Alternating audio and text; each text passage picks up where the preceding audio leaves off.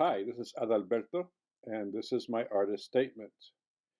Many find themselves facing cultural and linguistic barriers, obstacles that fragment the human species into large geographical cages, unable to migrate away from political or environmental catastrophes that might afflict the land they did not choose as their birthplace.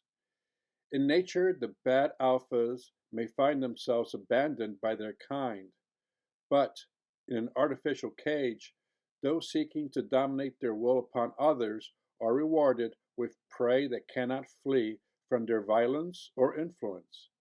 I seek landscapes that portray values that we share as a species, that act as a bridge across fabricated enclosures, exposing the fact that we are one species on one planet sized cage, that we should be allowed to choose which alpha to follow.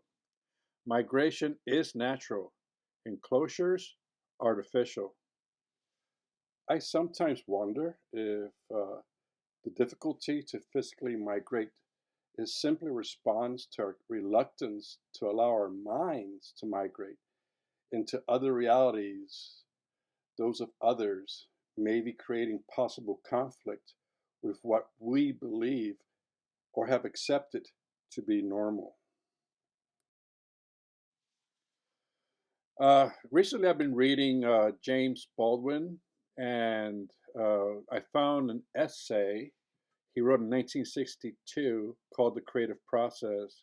And he states, a society must assume that it is stable, but the artist must know, and he must let us know, that there is nothing stable under heaven. The expanse of the planet's oceans bridges the coasts of all nations. So basically, the ocean is something that connects everything. If you were to visit an anchorage point on a Caribbean island, you would likely see the many flags that travel this huge expanse. My favorite landscape is the seascape. The main reason is the cultural diversity I have experienced in the places where land meets water. For a long time, I believed that the oceans would be a new frontier where cities and villages could form, populated by diverse combinations of welcome immigrants. My expectation was that they would act as experimental platforms for social structures that might find solutions that our grounded governments are unable or unwilling to tackle. According to family history, I started drawing at the age of 4, trying to recreate the images I saw in comic books I loved to leaf through. I could not read them, but I suspect that I might have been creating my own stories in response to the frames.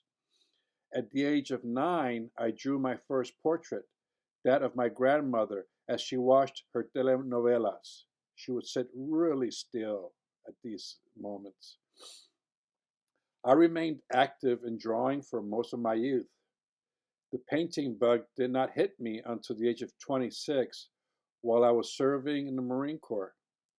I picked up watercolor supplies in an art store near our Marine Corps Air Station in Yuma, Arizona, and started copying images from my favorite artist, Frank Frazetta. Knowing very little about painting mediums, I was unaware that I was using watercolor, one painting medium, to recreate images rendered in oil paint, another painting medium, one that I would later add to my toolbox some years later. In the realm of seascapes, Winslow Homer was an early influence.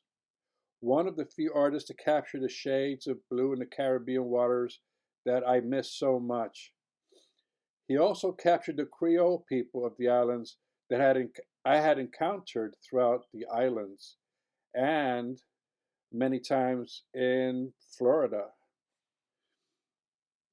A more recent addition to my favorites is Beau Bartlett. His works are another reservoir of images I am looking through for ideas in combining seascapes with the figure.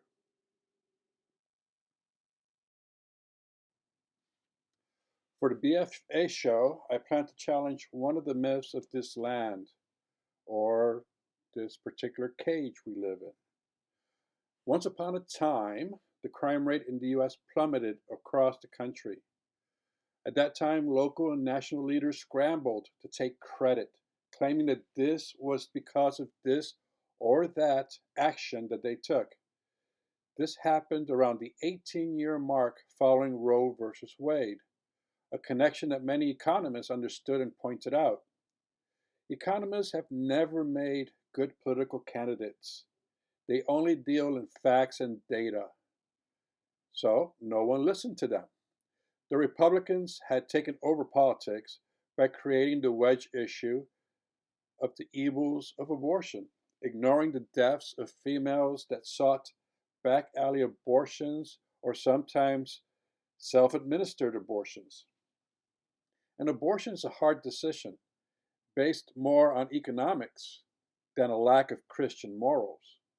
Christian morals should have no weight in a country that claims separation of church and state. But strangely, it has a lot of weight. Pro lifers will protect the unborn child until it is born. At that point, mother and child become undesirable burdens if they cannot provide for their own welfare.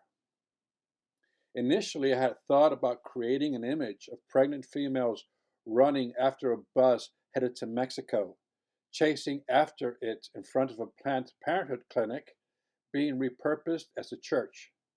But then I remembered reading about Women on Waves, or WOW, a Dutch pro-choice NGO created in 1999 by Dutch physician Rebecca Gompertz in order to bring reproductive health services, particularly non-surgical abortion services and education, to women in countries with restrictive abortion laws.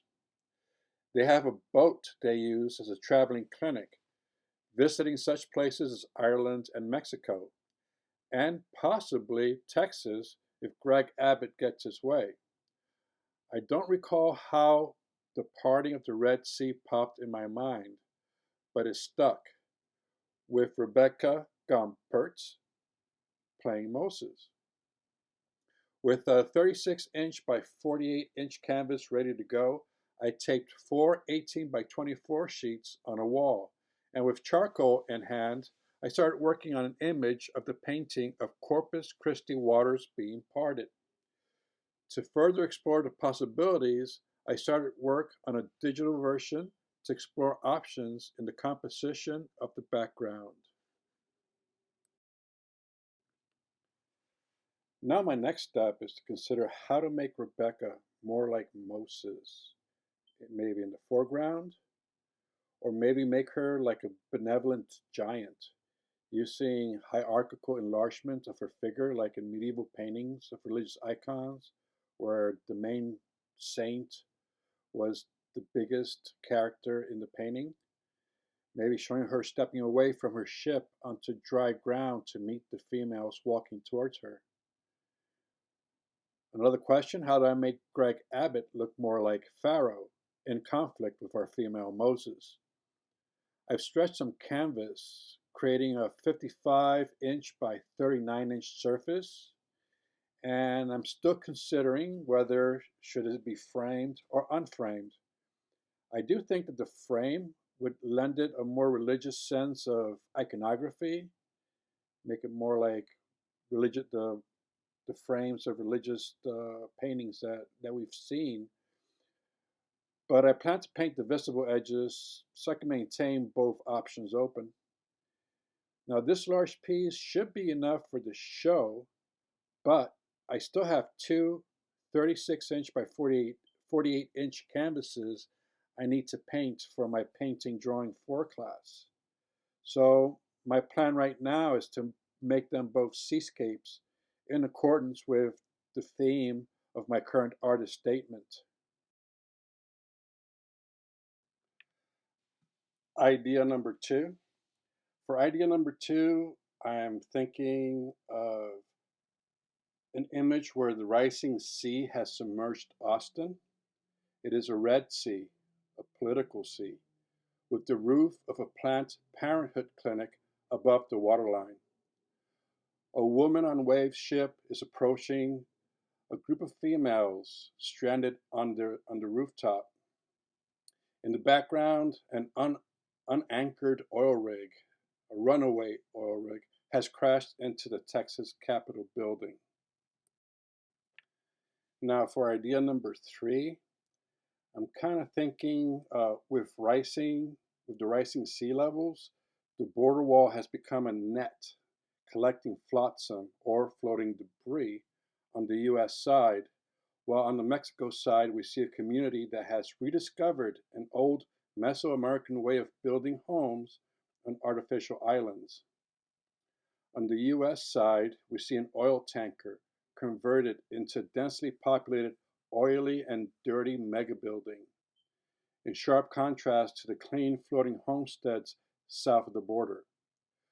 Boat traffic connects the tanker to an oil rig in a morning traffic jam, oil business as usual in the US.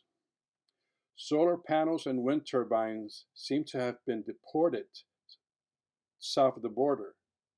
There are oil spill booms that have been deployed to separate the murky, reddish water on the north from the fertile emerald water on the south. And that's it. We're finished. Thank you for viewing my video and looking forward to all the comments and advice I might be able to get from you guys. All right. Adalberto out.